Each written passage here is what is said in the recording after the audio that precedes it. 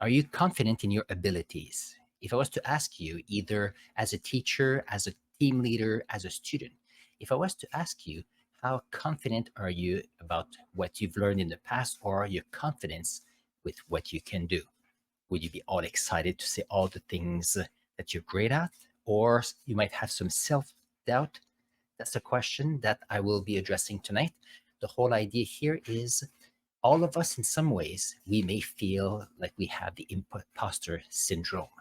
That means that in our mind, we know there's so much more we could do, or we're not quite sure how what we do compare to others, or if what we do is it good enough compared to others. So let's see if we can build confidence on that one. Now, some of you will say, you know what, self confidence, what is that? We cannot pinpoint what it is. In imposter syndrome, how can we go from someone who's not feeling too sure to someone who has the confidence to speak about what they know? So let's see if we can deal with that, because I believe that you can, based on your experiences, trusting your learning journey, so you can do much better. So let's see what we have here.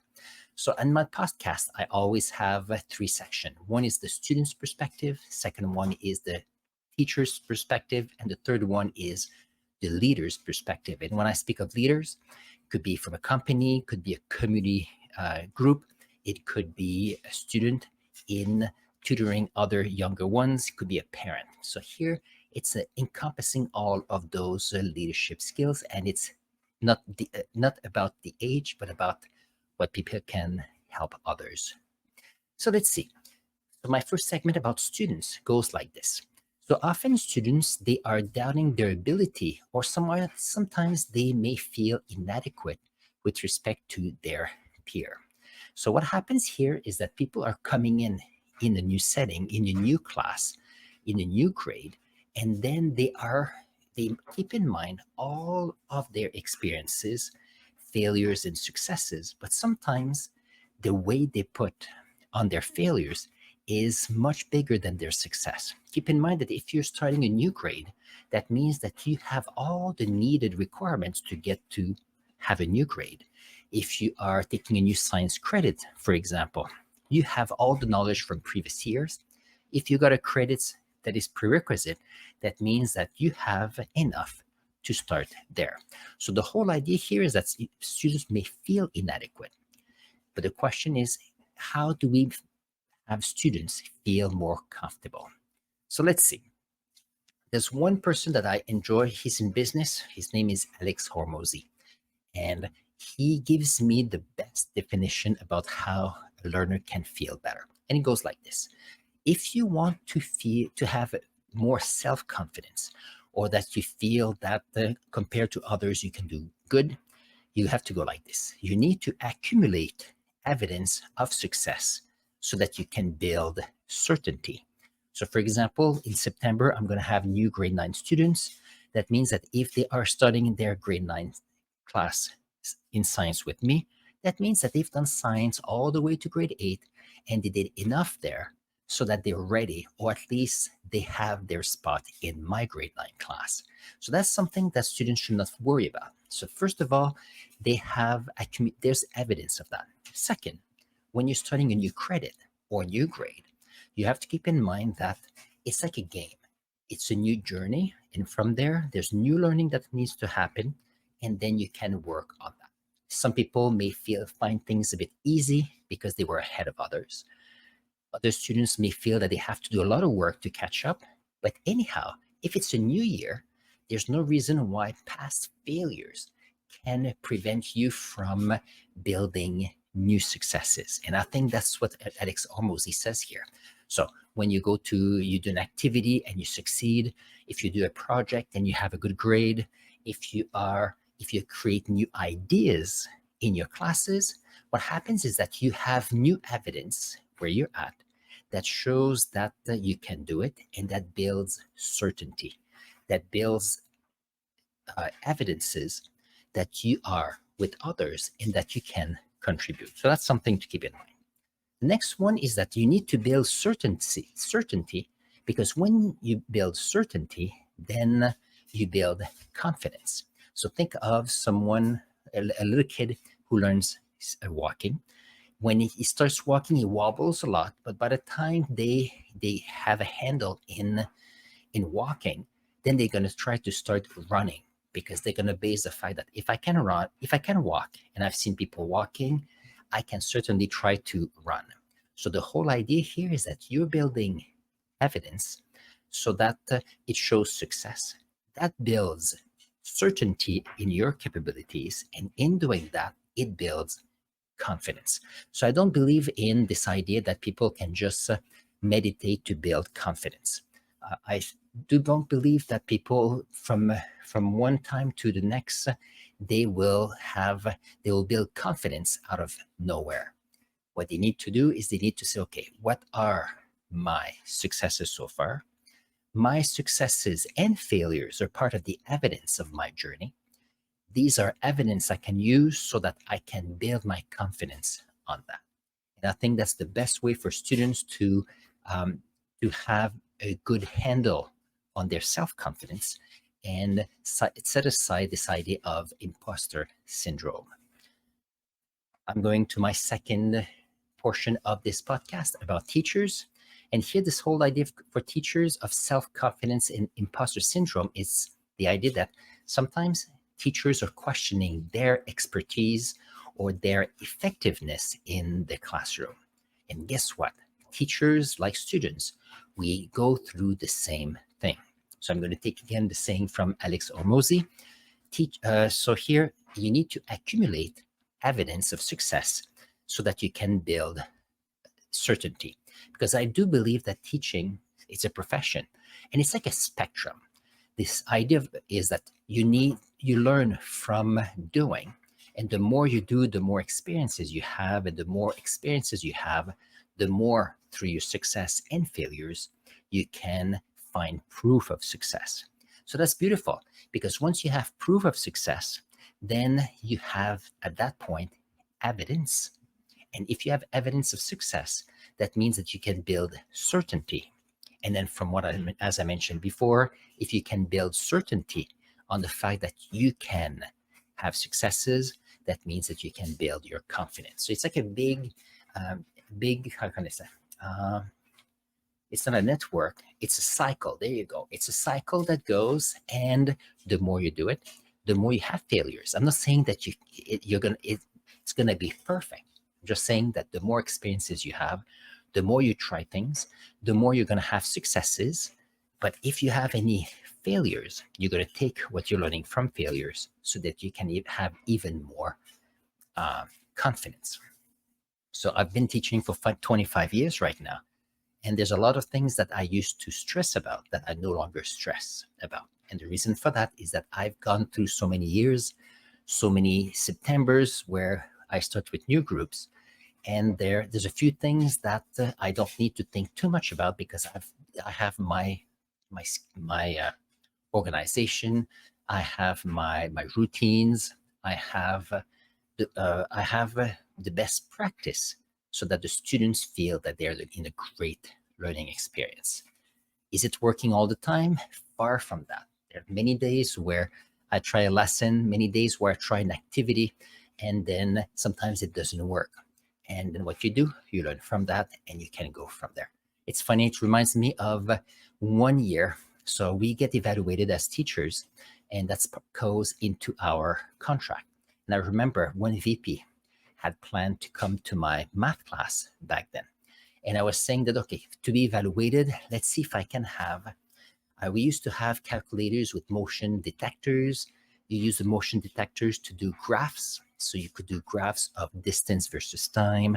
And then you could do all kind of nice calculations. It was a lot of fun. So I told myself, okay, let's do something like this. VP says, that's great. I'm going to go on that day. We had a chance to practice a few times with the students. I said, okay, we're going to gather new data. So let's see what we're going to come through. And I had given them a chance to bring some toys, some little cars, so they can test it with that. And it was for period 2. So it was for about like a 10 o'clock or 9:30 class. And I had also in the evening before, I set up all my calculator, making sure that things are good. I set up all the motion detectors. Everything was ready. But interestingly enough, someone during period one had decided that they had a change in what they wanted to do, and they took all the calculators and the motion detectors that were all nicely set up on the table, and they used them for their class. So I come to my period two, I go and get the equipment, I see things are all messy, so that's okay, let's see what I can do. So we go to the classroom, and then so I told my students, okay, things are all a bit disorganized. Let's organize them so we can do the activity. So we organize things. We do start the activity, and for one way or the other, either the motion detectors were not working, or there was issues with the battery of the calculators. There was a lot of issues that happened, and it was my evaluation day. And I remember, so I told my students, okay, so if it was 15 minutes into the class, I said, okay, so let's see if we can assess the fact that these are not working today. So let's see what else we can do. So at that time, I reassessed what we could do. I used our what we had done a couple days prior, and we created a set of data without the calculator, and that was used. What did we use? I think it was. I had set up students like at every meter, and we had little cars, and then I had students with a timer to say how much time it took for the little car to go for each meter. So everybody participated, and when I met with my VP about my evaluation, she said, "Oh, it was a great lesson," and then she said she understood that there were issues with the equipment. There was a quick turnaround. My students were there to help. It all worked out at the end, and my evaluation went well. So it was a bit stressful, I have to say. However, I realized that sometimes the best thing is to know that as learners, as teachers, we're all in the same boat. And if something works great, we go with it. If things are not doing too well, then we need to see what we can learn from it, realign what we're doing, and then continue. It was a great learning experience for me, for my students as well, for my VP as well, and overall, everything worked out. How was it possible? Well, first of all, I felt comfortable with my classroom. There was a good sense of community in my classroom, and therefore, even if there were some issues, it was tricky. Sometimes some of you will say, well, you know what? There's always students that are there to create chaos, or they just by uh, playing or testing the water, as we can say, and sometimes things don't go as well. And you know what? It happens. So what you can do with that is you get them into the groove, you build a community so that everybody is aware that the classroom is not there to try to see to prove who's better than others, but as a group, that's what I believe anyway. As a group, we are all growing as individuals. So that's this idea here. So as I mentioned, for teachers, you need to accumulate evidence of success so that you can build certainty that you can do it. And through building certainty, you build confidence. And that brings me to my third segment on leadership. And here, the subtitle I have here is dealing with self-doubt as a leader in high pressure leadership role, or even self-doubt in leadership roles. So let's see what I have here. So I believe that that a leader is there to support other leaders in an organization. So if you're in a school, you have a principal supporting VPs, and VPs supporting uh, teachers, and teachers supporting students. And everybody together are leading their learning, or leading with the groups. So in order to do that, in order to be able to support leaders, same thing as I mentioned earlier, as Alex Hormozi mentioned, you need to accumulate evidence of success to build certainty. So that again, I know that if you're a new leader in a school or in a company, a new leader, sometimes you don't necessarily have all the evidence that you can do amazing things. However, if you are leading, you're supporting leaders, what happens is that you are accumulating evidence that you can have success in your team, or your teams can have success. And what happens? It builds certainty. And then if you build certainty, it also builds confidence. That's how I feel that a leader increases their leadership skills and making sure everybody works well together is that they know that by who they are, by supporting others, we are building confidence. Because in some ways, we have teachers that are there to help students to build confidence, and we have students that are there to build certainty, to build also their confidence. So overall, that could become your culture of life. Because in a school, in the workplace, in your communities, if you can realize that you can accumulate evidence by doing what you can, by learning by doing. Sometimes it will work, you have successes. Sometimes it doesn't work, you have some failures, but then learning can happen.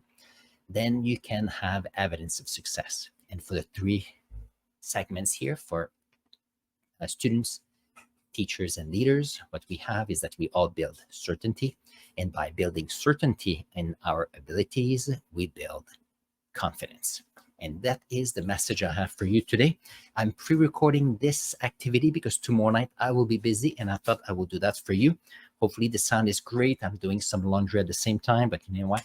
We are doing what we can. On this, have an amazing day, and I'll see you next Wednesday at 7:30. Take care. Bye bye.